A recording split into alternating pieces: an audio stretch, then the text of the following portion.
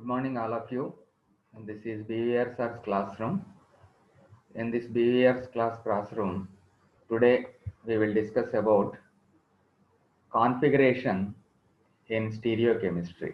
The chapter is stereochemistry and the concept is DLRS and EZ configuration. And this one is meant for first BSc semester 2 students, and this is a revision class. You are welcome to the Department of Chemistry, Government Degree College, Ramchandrapuram. Now, let us see what is this configuration is. The arrangement of atoms or groups around the chiral center in space in an optical isomer is called as configuration. It gives an idea about the sign of rotation. తెలుగులో కూడా చెప్తాను, ముందు ఇంగ్లీష్లో అయిపోయిన తర్వాత నెమ్మదిగా రెండు కూడా ప్యారలల్గా స్టడీ చేద్దాం. కిరల్ సెంటర్ అనే పదం వాడాము ఇక్కడ. What is the meaning of chiral centre? Chiral centre means when 4 different groups are attached to the central carbon, then it is called as a chiral group or chiral center. And another point which is used in this particular case is optical isomer. What is the meaning of optical isomer or optical isomerism or optical activity? When an organic molecule can rotate plane polarized light, then it is called as optically active. ఆ విషయాలన్నీ కూడా మనం already చెప్పుకున్నటువంటివే. So what is configuration means arrangement of atoms or groups around the chiral centre in space in an optical isomer is called as configuration. ఇలాగా ఈ configuration నేర్చుకోవడం వలన ఉపయోగం ఏంటంటే it gives an idea about the sign of rotation. ఆ sign of rotation ఏంటి, ఇవన్నీ కూడా మనకి నెమ్మదిగా స్టెప్ బై స్టెప్ వస్తూ ఉంటాయి. The configuration of optical isomers can be expressed in 2 different ways అని చెప్పుకుంటున్నాం.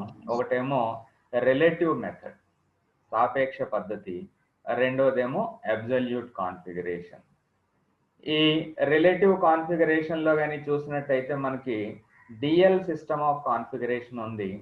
అబ్సల్యూట్ కాన్ఫిగరేషన్ గురించి మాట్లాడుకుంటే మనకి ఇమీడియట్గా గుర్తొచ్చేది RS system of nomenclature, RS system of configuration. వీటి యొక్క డీటెయిల్స్ ఏంటనేది చూద్దాం. ఇక్కడ చూడండి, ఆల్రెడీ డిఎల్ సిస్టమ్ ఏదైతే ఉందో ఇది రిలేటివ్ సిస్టమ్ అని చెప్పుకుంటున్నాం. రిలేటివ్ సిస్టమ్ అంటే దేంతోనో మనం పోలుస్తున్నాం అనమాట. దేంతో పోలుస్తున్నాం అంటే ఇక్కడ గ్లిజరాల్డిహైడ్ని ఒక ప్రమాణకంగా తీసుకుని దాంతో మిగిలిన ఆర్గానిక్ మాలిక్యూల్స్ని పోల్చి దాని కాన్ఫిగరేషన్ ఏంటి అనేది స్టడీ చేయడం జరుగుతుంది. ఓకే, అలాగా ఈ గ్లిజరాల్డిహైడ్తో పోల్చి మిగిలిన ఆర్గానిక్ కాంపౌండ్స్ కాన్ఫిగరేషన్ తెలుసుకునే ఈ విధానం ఏదైతే ఉందో దీన్ని ఫిషర్ మరియు రోజనెఫ్ అనే శాస్త్రవేత్తలు ప్రవేశపెట్టడం జరిగింది. So this system was given by Fischer and Rosanoff. So what is the basis for this type of configuration? Which molecule is taken as base for this configuration it is glyceraldehyde. You might be knowing the formula of glyceraldehyde: CH2OH, CHOH, CHO. I am repeating formula chudandi, CH2OH, CHOH and CHO is commonly called as glyceraldehyde. ఈ glyceraldehyde కానీ చూసినట్టయితే ఈ central carbon చుట్టూ 4 different groups ఉన్నాయి చూడండి. ఆ 4 different groups ఏంటి అంటే పైనేమో మనకి సిహెచ్ఓ గ్రూప్ ఉంటుంది. ఓకే, మధ్యలో ఉన్నటువంటి అంటే సెంట్రల్ కార్బన్ మీద హెచ్ ఉంటుంది, అలాగే ఓహెచ్ కూడా ఉంటుంది. దాని కింద మనం కానీ అరేంజ్ చేసినట్టయితే ఆ రకంగా CH2OH గ్రూప్ ఉంటుంది. So CH2OH, H, OH, CHO ఈ 4 గ్రూపులు సెంట్రల్ కార్బన్ చిరల్ కార్బన్ చుట్టూ ఉంటాయి. సో దాన్ని మనం రిలేటివ్ మాలిక్యూల్గా తీసుకుని మిగిలిన మాలిక్యూల్స్ యొక్క కాన్ఫిగరేషన్ని తెలియజేయడం జరుగుతుంది. సో అదే విషయాన్ని ఇక్కడ కూడా రాసుకున్నాం చూడండి. Earlier the configuration of all the compounds were studied with respect to glyceraldehydes. సో గ్లిజరాల్డిహైడ్ దేనిగా తీసుకున్నాం ఇక్కడ? ఏ రిలేటివ్ కాంపౌండ్ గా తీసుకోవడం జరిగింది. A relative configuration, the configuration of which was taken as an arbitrary standard. అంటే మనం ఒక స్టాండర్డ్ గా పెట్టేసుకున్నాం దాన్ని. ప్లస్ గ్లిజరాల్డిహైడ్ అని దేన్ని అంటాము అంటే having OH group on the right and the hydrogen atom on the left. ఆ గ్లిజరాల్డిహైడ్ లో సెంట్రల్ కార్బన్ మీద ఏముంటుంది అని చెప్పాను? H ఉంటుంది, OH ఉంటుంది. అలా ఉన్నటువంటి OH ని మనం రైట్ సైడ్ గాని రాస్తే దాన్ని ప్లస్ గ్లిజరాల్డిహైడ్ అని, అలా కాకుండా లెఫ్ట్ సైడ్ గాని రాసినట్టయితే ఎల్ గ్లిజరాల్డిహైడ్ అని చెప్పి, సారీ మైనస్ గ్లిజరాల్డిహైడ్ అని చెప్పి చెప్పుకోవడం జరుగుతూ ఉంటుంది. దాన్ని ఎల్ అని కూడా సూచిస్తాం. Okay, then having OH group on the right and the hydrogen atom on the left, the CHO and CH2OH groups being at the top and bottom, అంటే CHO ఏమో టాప్ లో ఉంటుంది, CH2OH ఏమో బాటమ్ లో ఉంటుంది రెస్పెక్టివ్లీ అనే పదం వాడాం అక్కడ. was arbitrarily given the configurational symbol D, capital D. Capital D అనేది ఎప్పుడు వస్తుంది? OH గ్రూప్ రైట్ సైడ్ కుండి, H ఏమో లెఫ్ట్ సైడ్ కుంటే అప్పుడు దానికి డి కాన్ఫిగరేషన్ వస్తుంది. ద మిర్రర్ ఇమేజ్ కాంపౌండ్ అంటే minus glyceraldehyde in which OH group is on the left and hydrogen on the right was given the configuration L. So overall గా glyceraldehyde formula మళ్ళీ చెప్తున్నాను మీకు. CH2OH, CHOH, CHO. ఈ CHO నేమో పైన రాసి CH2OH నేమో కింద రాసిన తర్వాత మధ్యలో ఉన్నటువంటి కార్బన్ కి OH right side, left side ఏమో H ఉంటే దాన్ని ప్లస్ గ్లిజరాల్డిహైడ్ అని లేదా డి గ్లిజరాల్డిహైడ్ అని చెప్పి అనడం జరుగుతుంది. దీనికి ఆపోజిట్ అంటే అర్థం ఏంటి? ఆ మధ్యలో ఉన్నటువంటి కార్బన్ మీద H ఏమో రైట్ సైడ్ కి, OH ఏమో లెఫ్ట్ సైడ్ కి గానీ ఉందనుకోండి, then that type of glyceraldehyde is called as minus glyceraldehyde or L glyceraldehyde. ఇప్పుడు ఈ రకమైనటువంటి అరేంజ్మెంట్ తీసుకుని మిగిలిన అన్ని ఆర్గానిక్ మాలిక్యూల్స్ ని స్టడీ చేయడానికి ట్రై చేస్తారనమాట. అందు గురించి గ్లిజరాల్డిహైడ్ అనేది ఒక స్టాండర్డ్ కాంపౌండ్ గా మనం కన్సిడర్ చేయడం జరిగింది. సో ఇది డిఎల్ సిస్టమ్ ఆఫ్ నామెన్క్లేచర్ కి ఉన్నటువంటి ఇంట్రడక్షన్. దీన్నే ఇంకా కొంచెం డీటెయిల్ గా తెలుగులో స్టడీ చేయడానికి ట్రై చేద్దాం. విన్యాసము, కాన్ఫిగరేషన్. దృక్ సాదృశ్యములో అసౌష్ఠవ కార్బన్లపై వివిధ పరమాణువులు లేదా ప్రమేయముల ప్రాదేశిక అమరికను విన్యాసం అందురు. దృక్ సాదృశ్యకము యొక్క విన్యాసమును రెండు రకములుగా తెలియజేయవచ్చును. ఒకటేంటి? డిఎల్ సిస్టమ్, రెండోది ఏమని చెప్పి అంటున్నాం? ఆర్ఎస్ సిస్టమ్ అంటున్నాం. కానీ ఇక్కడ ముందుగా డిఎల్ సిస్టమ్ లేదా దీన్ని రిలేటివ్ కాన్ఫిగరేషన్ అని చెప్పి చెప్పుకుందాం. పదార్థాల సాపేక్ష విన్యాసాన్ని నిర్ణయించడానికి ఫిషర్, రోజనాఫ్ శాస్త్రవేత్తలు గ్లిజరాల్డిహైడ్ ని స్టాండర్డ్ గా ఎంచుకున్నారంట. గ్లిజరాల్డిహైడ్ లో OH సమూహం అసౌష్ఠవ కార్బన్ పరమాణువుకు కుడివైపుగా ఉంటే దాన్ని డీగ్లిజరాల్డిహైడ్ అని చెప్పి పిలుస్తారు. దాని ఎనాన్షియోమర్ OH సమూహం ఎడం వైపున కానీ ఉన్నట్లయితే దాన్ని మనం ఎల్ గ్లిజరాల్డిహైడ్ అని చెప్పి పేరు పెట్టడం జరుగుతుంది. ఇప్పుడు అసలు విషయానికి రండి. These are the structures of glyceraldehyde molecule, D-glyceraldehyde and L-glyceraldehyde. Glyceraldehyde formula ఏం చెప్పాను మీకు? CH2OH, CHOH, CHO. CHO group నేమో పైన రాస్తాం, CH2OH నేమో కింద రాస్తాం. ఈ మధ్య కార్బన్ మీద HOH లు ఉన్నాయి. ఆ OH ఏమో రైట్ సైడ్ కు ఉండేలాగా, H ఏమో లెఫ్ట్ సైడ్ కు ఉండేలాగా కానీ మనం అరేంజ్ చేసినట్టయితే ఆ కాన్ఫిగరేషన్ మనం డి కాన్ఫిగరేషన్ అంటాం. ఆ మాలిక్యూల్ నేమో డీగ్లిజరాల్డిహైడ్ అని చెప్పి పిలుస్తాం. దీనికి ఆపోజిట్ ఇక్కడ చూడండి. సో దీని యొక్క ఎనాన్షియోమర్ ఈ కాంపౌండ్, దీన్ని అబ్జర్వ్ చేయండి, ఎల్ గ్లిజరాల్డిహైడ్. మరి ఎల్ గ్లిజరాల్డిహైడ్ అనేది ఎలా వస్తుంది?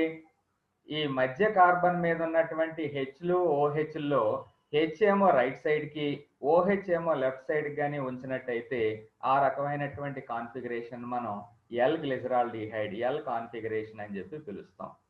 So this is the method of representing D and L configuration.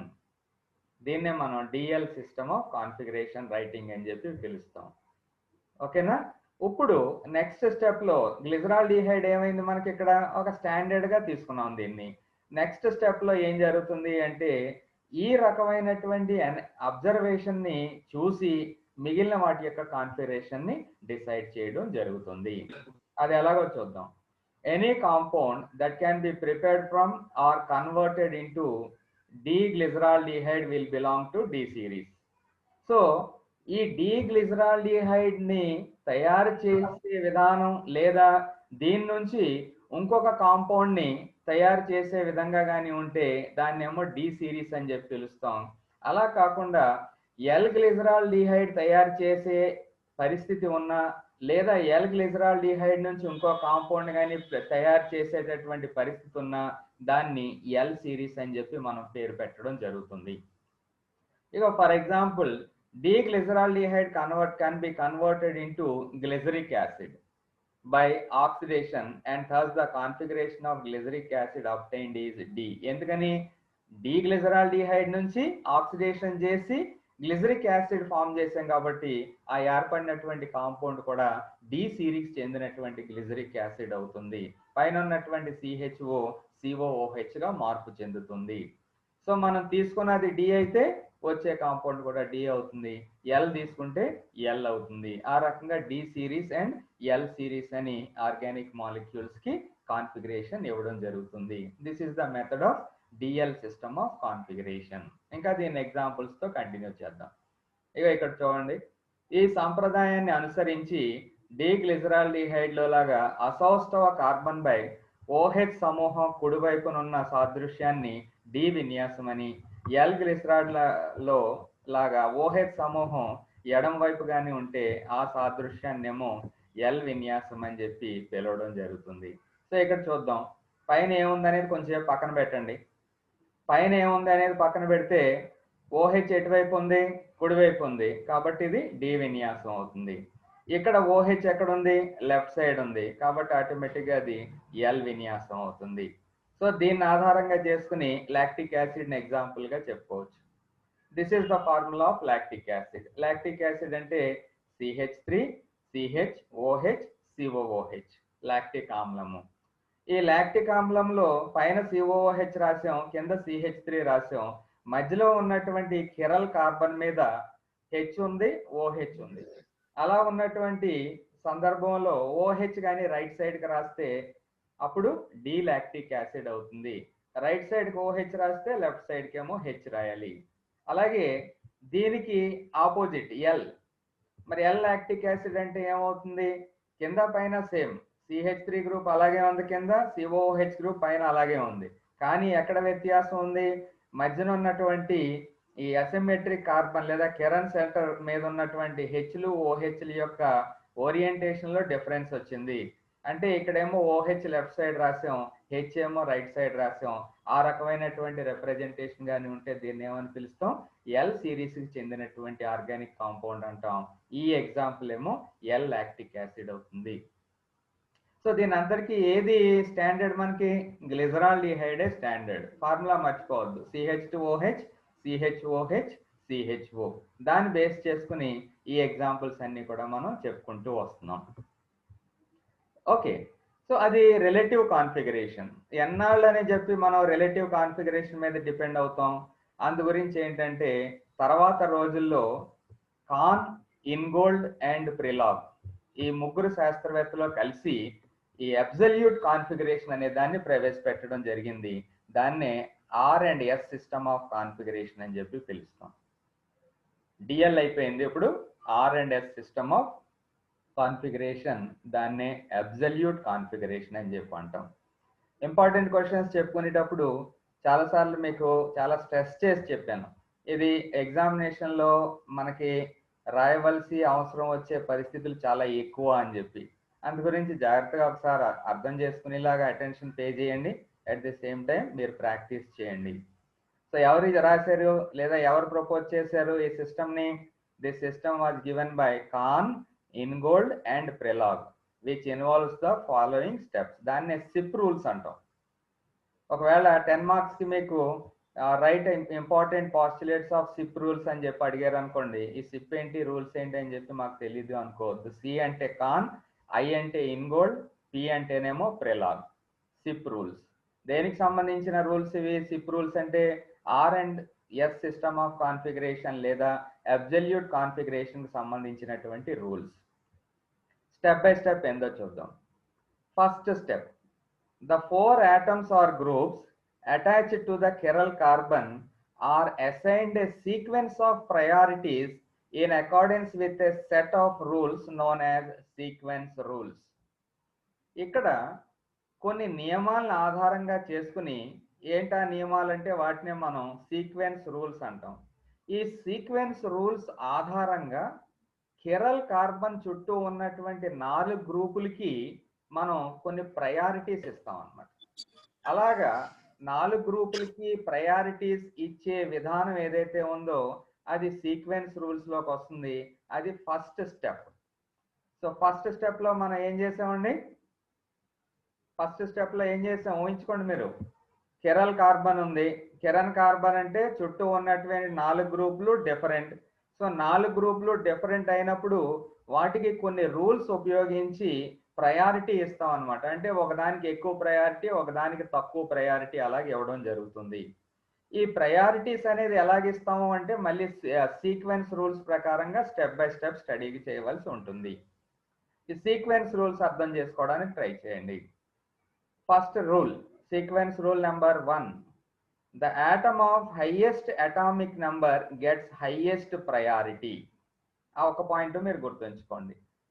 A atom కి హైయెస్ట్ అటామిక్ నెంబర్ ఉంటుందో దానికి హైయెస్ట్ ప్రయారిటీ ఇవ్వాల్సినటువంటి అవసరం ఉంటుంది. That's all. While the atom having the lowest atomic number is given the least priority. అంతే కదా, highest priority దేనికి ఇస్తున్నాం? హైయెస్ట్ అటామిక్ నెంబర్ ఉన్న దానికి హైయెస్ట్ ప్రయారిటీ ఇచ్చాం. Then what about the least priority? The atom having the lowest atomic number automatically gets the least priority. For example, ఇక్కడ చూడండి example తో ఎక్స్ప్లెయిన్ చేస్తున్నాం. Thus, the sequence of priority of the 4 atoms in bromo, chloro, iodo, methane. Bromine ఉంది, chlorine ఉంది, iodine ఉంది, methane అన్నాము అంటే అక్కడ హైడ్రోజన్ ఉంది. 4 గ్రూపులు ఉన్నాయి. ఆ 4 గ్రూపులు ఏంటంటే చూడండి, కిరల్ కార్బన్ చుట్టూ ఉన్నటువంటి 4 గ్రూపులు bromine, chlorine, iodine and hydrogen. మరి 4 లీస్ట్ ప్రయారిటీ దేనికి వస్తుంది?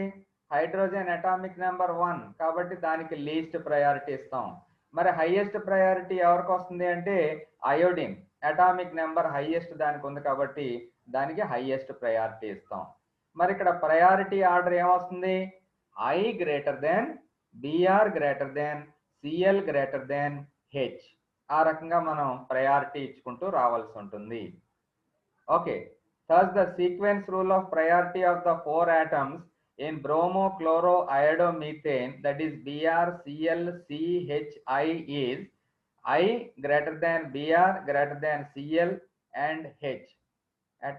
In the case of asymmetric center has 2 isotopic atoms. ఇక్కడ ఇంకొక సమస్య రావచ్చు. ఒక్కోసారి ఐసోటోప్స్ ఉండొచ్చు. ఐసోటోప్స్ అంటే ఏంటి? Same atomic number different mass numbers ఉంటాయి.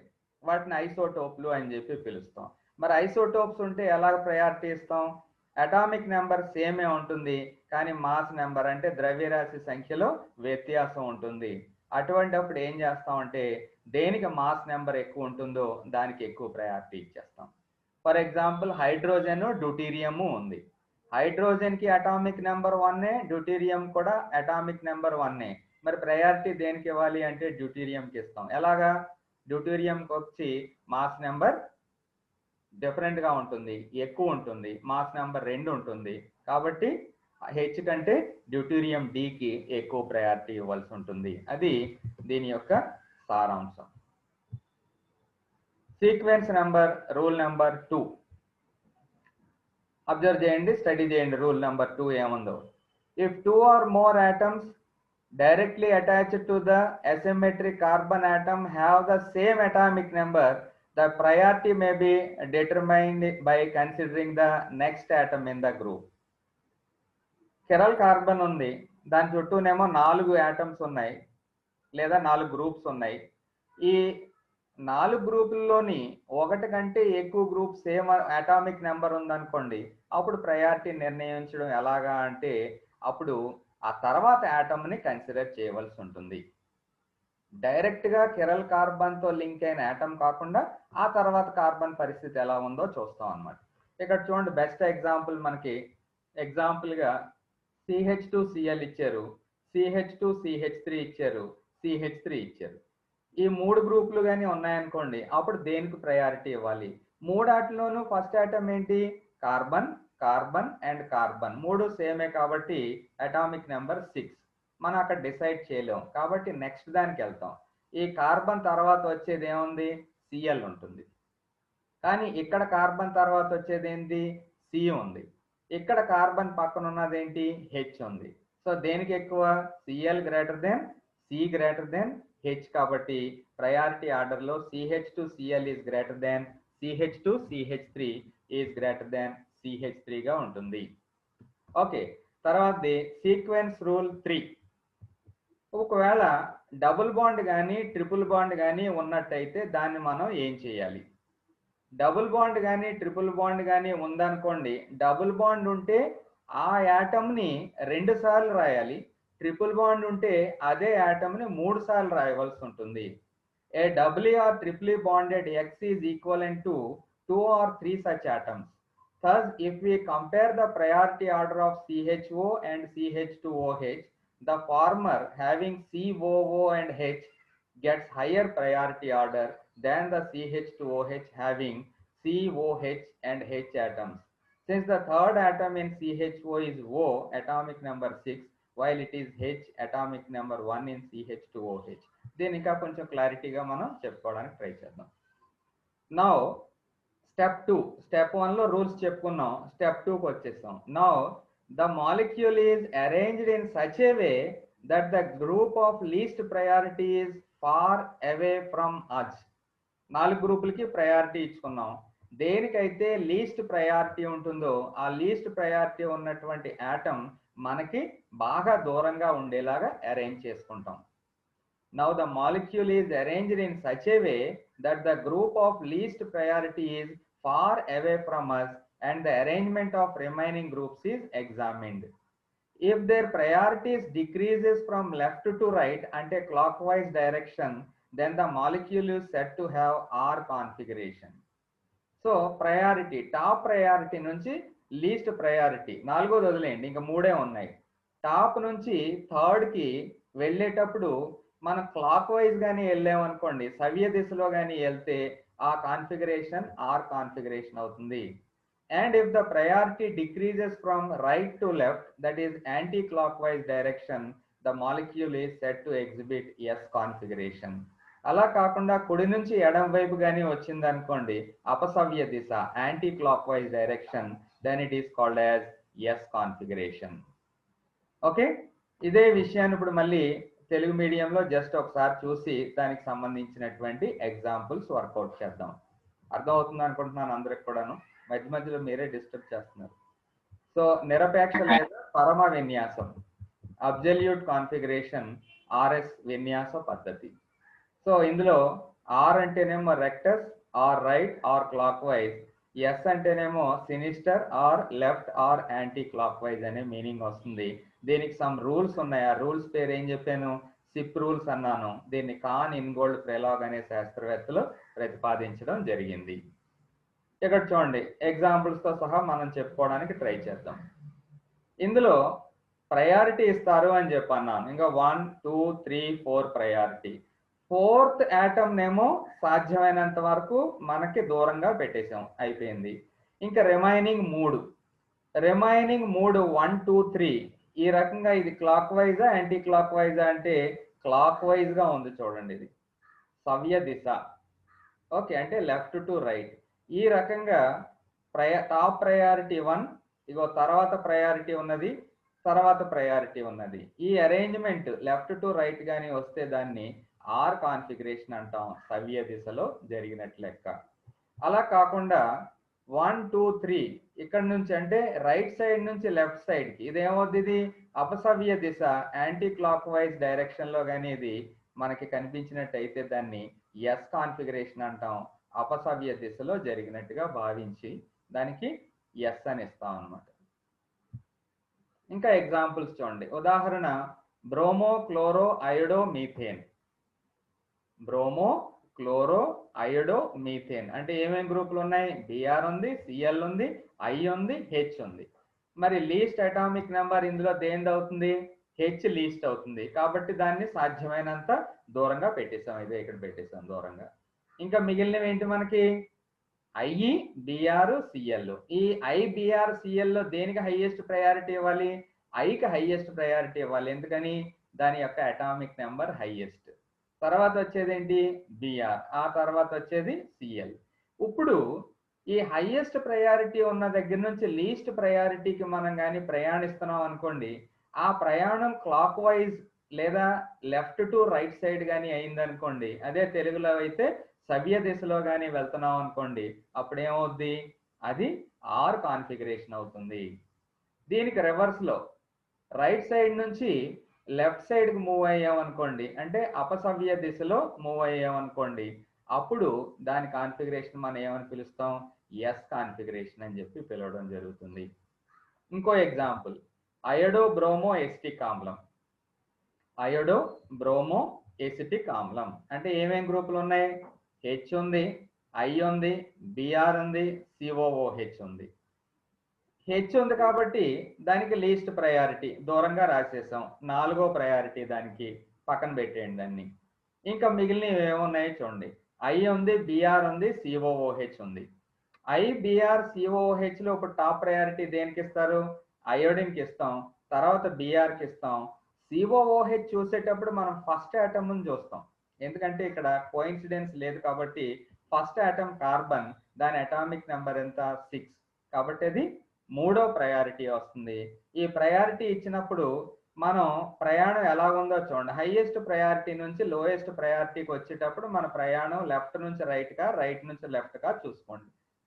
ఐ నుంచి బిఆర్కి, బిఆర్ నుంచి సికి వస్తున్నాం, అంటే సవ్య దిశలో వస్తున్నాం. From left to right it is clockwise movement, that's why it is R configuration. ఆ కాంపౌండ్ ముందు ఆర్ అని రాస్తాం అన్నమాట. R iodo bromo acetic acid అని చెప్పి రాయవలసి ఉంటుంది.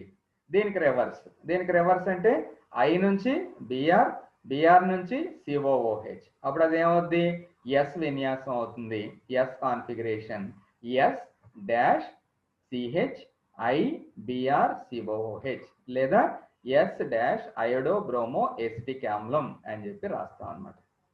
ఇందాక ఆల్రెడీ మీకు ఎక్స్ప్లెయిన్ చేశాను.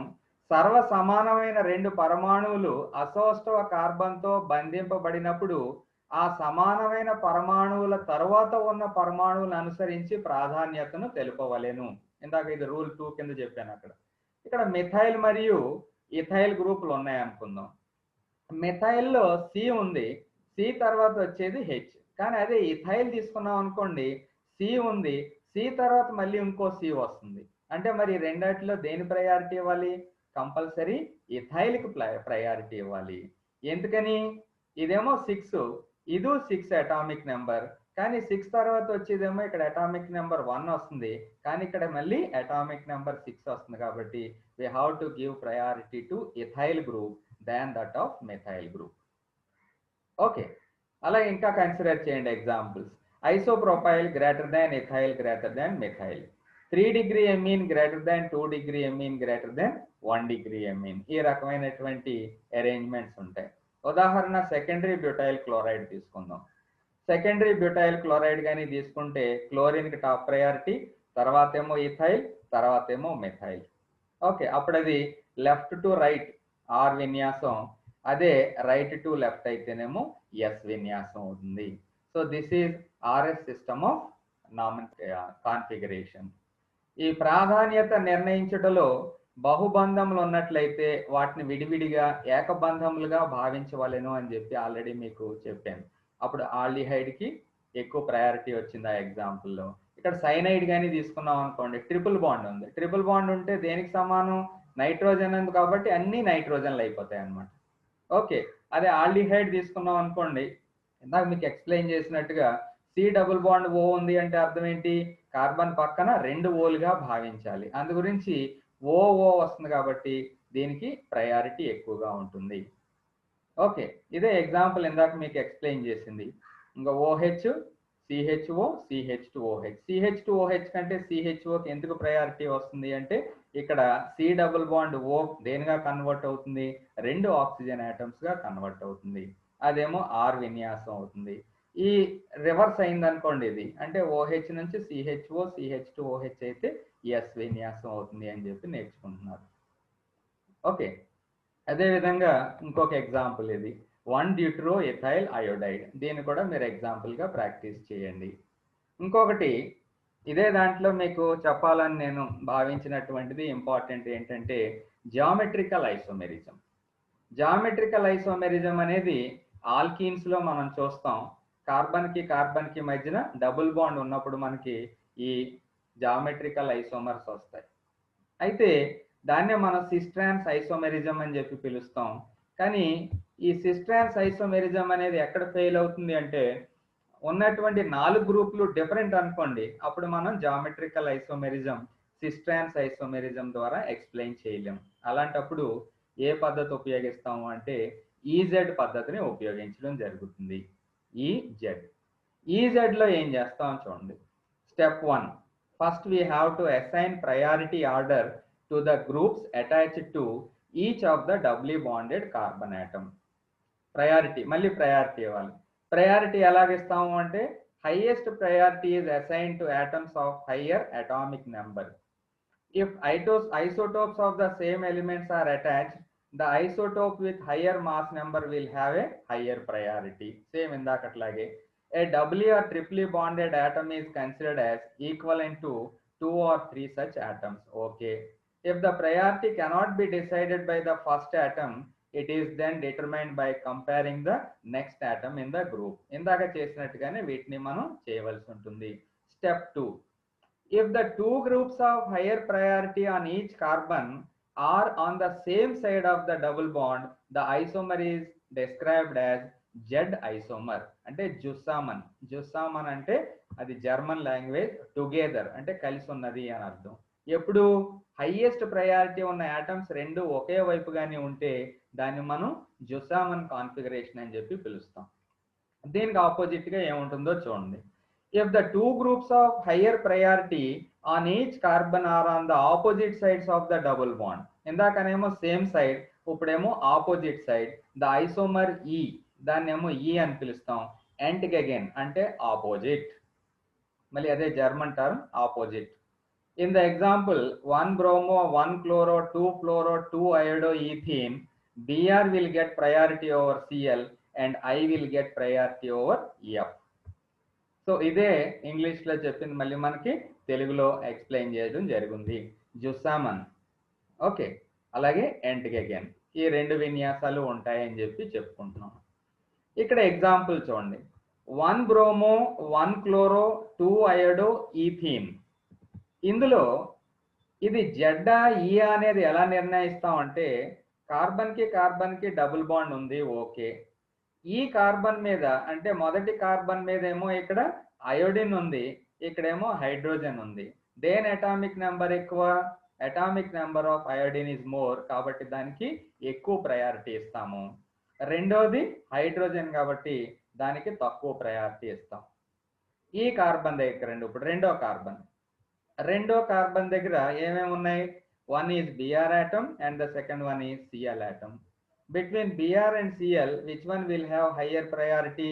Atomic number of Br is more than that of Cl, therefore Br will get higher priority. ఓకేనా? సో ఈ రకంగా ఐకి హెచ్కి మధ్యనేమో అయోడిన్కి ఎక్కువ ప్రయారిటీ వచ్చింది, బిఆర్కి సిఎల్కి మధ్యనేమో బిఆర్కి ఎక్కువ ప్రయారిటీ వచ్చింది.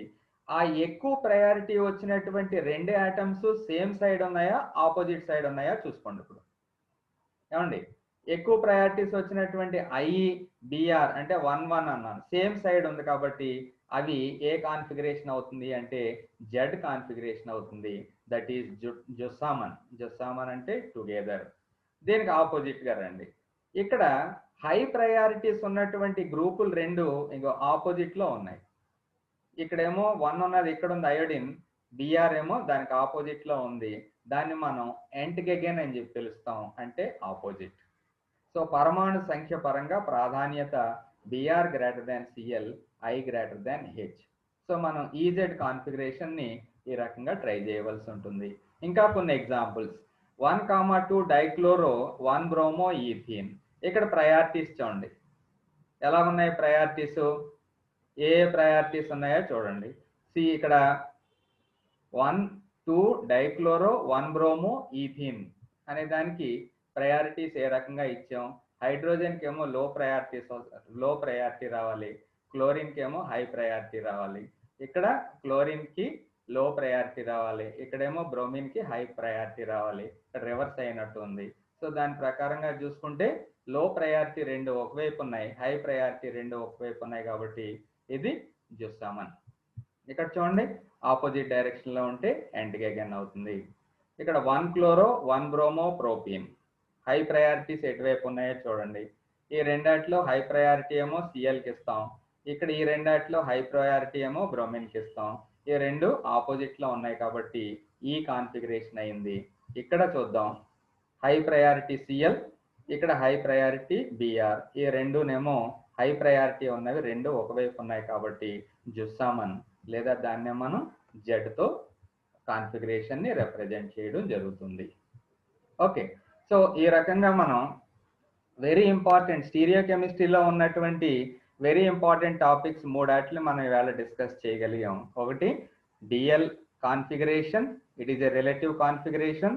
Second one is RS system of configuration based on CIP rules. RS system అంటే absolute configuration. And the third one is EZ configuration. Geometrical ఐసోమెరిజాన్ని అడ్వాన్స్డ్ లెవెల్లోకి తీసుకెళ్ళడం కోసం ఏం ఉపయోగించాం, ఈజెడ్ సిస్టమ్ ఆఫ్ నామెన్క్లేచర్ని ఉపయోగించడం జరిగింది. సో ఈ మూడు కూడా మీరు బాగా అర్థమైంది అనుకుంటున్నాను. ఇంకా ఈ స్లైడ్ని స్టడీ చేయండి, అలాగే ఈ వీడియోని కూడా నెంబర్ ఆఫ్ టైమ్స్ చూడండి. సో నా ఉద్దేశం ప్రకారంగా ఇది ఎగ్జామినేషన్లో వచ్చేటటువంటి క్వశ్చన్ అని చెప్పి చెప్పుకోవచ్చు. ఇంకా ఈ స్టీరియో కెమిస్ట్రీలో మనకి టైం తక్కువ ఉంది కాబట్టి ఇంకా స్టీరియో కెమిస్ట్రీలో మీరు ఏమన్నా చదవాలి అడిషనల్గా అనుకుంటే ఈ టాపిక్స్ దాంట్లోకి యాడ్ చేసుకోవచ్చు.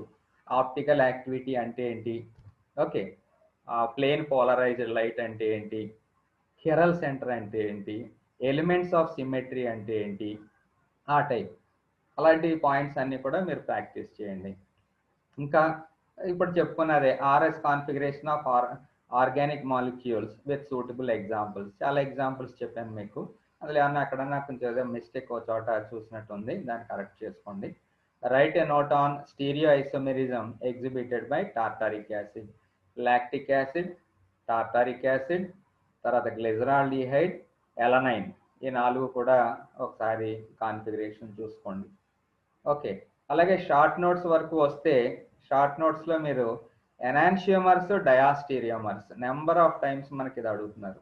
ఎనాన్షియోమర్స్ అంటే ఏంటి, డయాస్టీరియోమర్స్ అంటే ఏంటి, ఓకే, దాన్ని కంపల్సరీ ప్రాక్టీస్ చేయండి. అలాగే స్పెసిఫిక్ రొటేషన్, ఆప్టికల్ యాక్టివిటీలోనే స్పెసిఫిక్ రొటేషన్ అనే టర్మ్ వస్తుంది. దాని డెఫినేషన్ ప్రాక్టీస్ చేయండి, ఫార్ములా ప్రాక్టీస్ చేయండి. దాన్ని బేస్ చేసుకుని ఏదైతే క్వశ్చన్ వస్తుందో బాగా రాయడానికి ట్రై చేయండి. ఇప్పుడు ఆల్రెడీ మనం చెప్పుకున్నదే డిఎల్ కాన్ఫిగరేషన్ ఒకటి అండ్ ఈజెడ్ కాన్ఫిగరేషన్ ఒకటి మనం స్టడీ చేసాం.